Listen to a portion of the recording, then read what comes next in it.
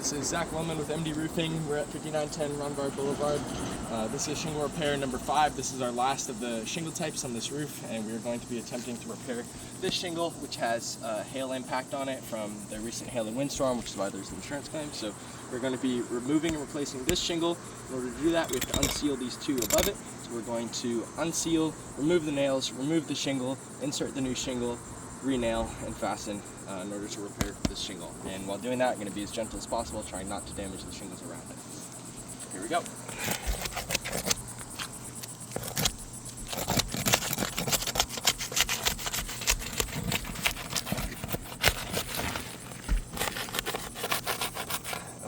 As you can see right there, tear in the shingle. This is our repair shingle, so this one is getting replaced, so we'll continue with the repair. You can see there's improper overlap between these two shingles. We will continue.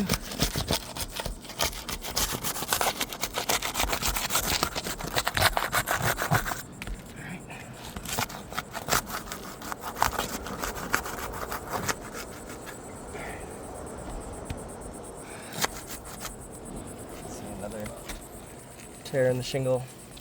This is not one that is part of our initial repair. Again, this is the shingle that we are replacing. So this is a shingle that was damaged and will need to get replaced. That is not part of our initial scope.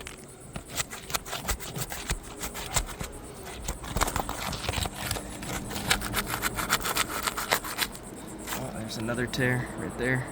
Same shingle. All right, shingles have been unsealed. Now we'll start removing the nails. Oh wow, okay. Just lifting up that shingle a little bit in order to try and inspect and find the nails. This whole shingle tore right here.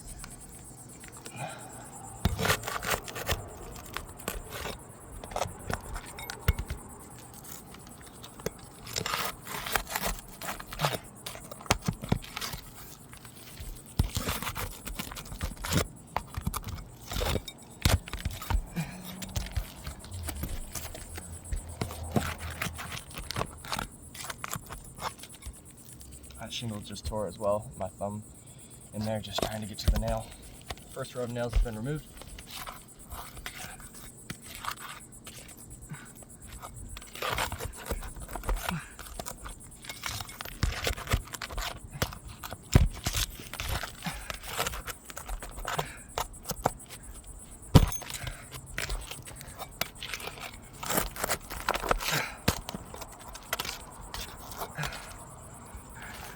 Come out. Alright, so notice right here, there's material transfer between the shingles above and our repair shingle. So if you look at the shingle above here, you can see that there are actual tears from the glue strips on the shingle. These are necessary in order to keep this shingle glued down to the one below it.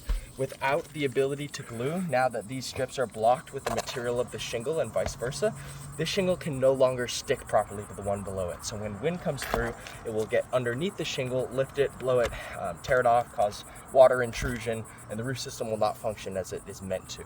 So this is damage to the shingles that are not part of the initial repair. You can see the tears in these shingles as well as the material transfer between them. There's more material transfer in these ones as well.